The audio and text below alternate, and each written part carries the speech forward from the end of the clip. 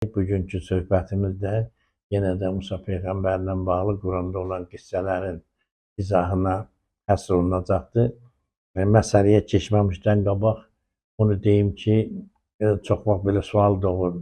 Nəyə görə dini təhsil olmayan ayrı adamlar Quranla bağlı izah yazmağa, izah verməyə cəhd edirlər və yaxud da ümumiyyətlə Quran-ı Kərimi kimlər və necə izah eləməlidir? Əslində baxsan, Quran elə bir ilahi kitabdır ki, o metodların, prinsiplərin və s. də ixtiyarı seçilməsinə imkan vermir. Yəni Allah Teala Quranda bizə bu Quranı anlamağın həm yolunu göstərib, həm məntiqini göstərib, həm necə və nə tər izah etməyi göstərib. Yəni kimsə ixtiyarı olaraq durub, mən Quranı belə izah edəcəm, belə bir şey Quran izah vermir. Yəni Quranın da ilahi kitab olması onunla bağlıdır ki, bu kitabın dərk etmə metodologiyası da Quranın özündə ifadə olunur.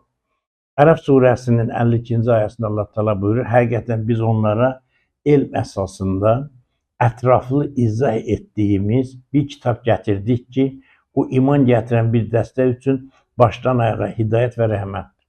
Bu ayə nə deməkdir? Bu ayədə elm əsasında ətraflı izah o deməkdir ki, Quran-ı Kərim müxtəlif elmlərdən istifadə olmaqla ilahi həqiqətləri bizə izah edir. O cümlədən dünyanın əmələ gəlməsi, insanın əmələ gəlməsi, axirət aləmi, mələklər aləmi və s. haqqında ətraflı və geniş məlumat məhz Quran-ı Kərim vasitəsilə bizə verilir. Bu da aydın şəkildə məlumdur ki, əgər hər hansı bir kitab, hər hansı bir mətn, hansı metodlarla, üsullarla nəşr olubsa, həmin metod və üsullarla da şərh oluna bilər. Əgər Quran elm əsasında ətraflı geniş bir şəkildə izah olunubsa, deməli elə Quran-ı Kərimin özünü də elm əsasında ətraflı izah etməli. Quran-ı Kərimdə bizə bəyan edilən bilgiləri. Bu baxımdan müxtəlif elmlərdən məlumatı olan insanların bu kitabı izah etməsi daha doğrudur. İlk dəfə 30-cu illərdə İspan filosofu Ortega Gasset ensiklopedik elm anlayışını fəlsəfədə dilə gətiribdir və o ensiklopedik elm deyəndə bütün elmlərin, deməli hər hansı bir predmeti idrak edərkən bütün elmlərdən eyni zamanda istifadə etməyi nəzərdə tutulur. Siz bilirsiniz ki,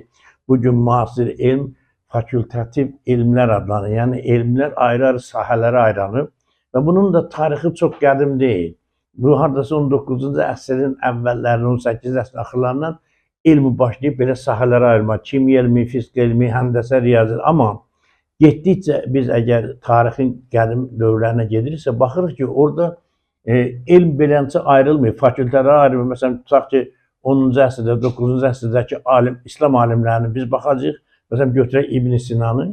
İbn Sina həm təbabətdən çoxlu kitablar yazıb, həm Aristoteles metafizikasına şərh yazıb, həm riyaziyyat sahəsində çox ciddi əsərləri var, həndəsə, astronomiya, həm də Şiə aləminin ən məşhur şeyxlərindən biridir. Yəni, həm də Şiəliyin fəlsəfəsi ilə bağlı, həm də əqidəsi ilə bağlı çoxlu kitabları var. Elə də götürək başqa İslam alimləri. Yəni, elə də götürək, düzdür, qərb aləmində bizim dediyimiz dövrlərdə böyük alimlər yetişməyibdir.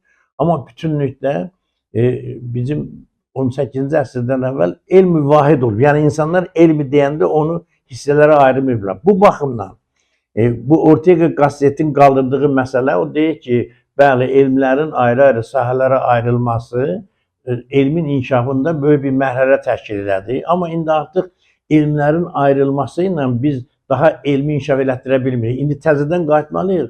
Bir elmləri sintez edib bunun əsasında həqiqəti aşkar edir. Bunun üçün də nə təşkil edir? Məsələn, bugün biz nə görürük? Bir çox elmlər var ki, onlar birləşir. Məsələn, fizika, kimya və ya da biofizika, məsələn, biologiya ilə fizikanın birləşməsi, biokimya, kimya ilə biologiyanın birləşməsi, fizika ilə biologiyanın birləşməsi, astronomiya ilə fizika, astrofizika, məsələn, astronomiya ilə fizikanın birləşməsi və s.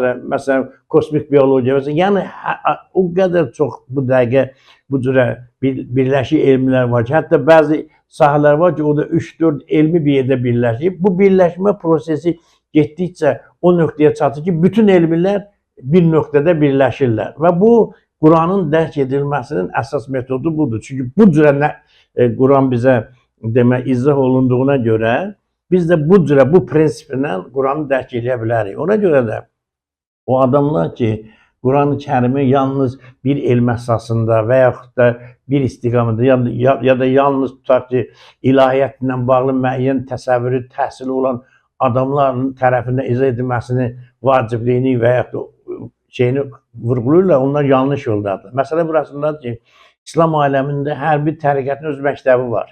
Onlar həm bir-birini qəbul eləmirlər, onların Qurana münasibətdə fərqlidir. Bəziləri daha çox zahiriyyə təriqətinə yaxınlaşırlar, yəni Quranın ancaq zahiri əsasında mühakimə edirlər. Bəziləri əksinə Quranın batini adı altında Qurana aid olmayan batili bilgiləri aşılamağa çalışırlar, hansı ki, heç Quranın ayəsindən o məna çıxmır. Məsələn, Quranla fala baxmaqdır, Quranla nə bilim, bunlar hamısı buradan meydana çıxır. Halbuki fal özü Allah Taala'nın qadağan elədiyi elmlərdən biridir, batili elmlərdən biridir. Amma bugün biz baxırıq kimlərsə Qurandan fala baxır. Yəni görün nə dərəcədə batili elmlə Quranı əlaqələndiriblər. Ona görə də Quran-ı-Kərimin izahı ilə bağlı yalnız ətraflı elmi bilgiləri olan, universal bilgiləri olan adamlar çalışmalı ki, bu işlə məşğul olsunlar ki, Quran həqiqətlərini obyektiv şəkildə müsəlmanlara çatdırsınlar. Biz belə bir ciddi iddiada deyilik ki, ensiklopedik elmi mənimsəmişik və yaxud da ən azı elmi məsələlər ensiklopedik yanaşır. Amma çalışıram ki, hər tərəfli şəkildə sizə bu barədə bilgilər verəm. İkincisi, burada ikinci xüsusiyyət ondan ibarətdir ki, elmi deyəndə burada hər hansı bir elmin xüsusi hissələri nəzərdə tutulmur. Həmin hər hansı bir elm sahəsinin ən ümumi məsələlərindən məlumatlılıq tələb olunur, ən ümumi məsələlərindən. Çünki bu Quran-ı Kərim bizə fizika elmini, kimya elmini öyrədən elmi kitab deyil. Bu əksinə fizikadan, kimyadan müəyyən dəlillərlə bizə lazım olan bilgiləri verir. Ona görə də ən ümumi şəkildə bilməliyik ki, ayəni oxuyanda bilək ki, burada hansı elmə müraciət eləməliyik, o elmidən də müəyyən bilgilər əldə edib Quranı başa düşək.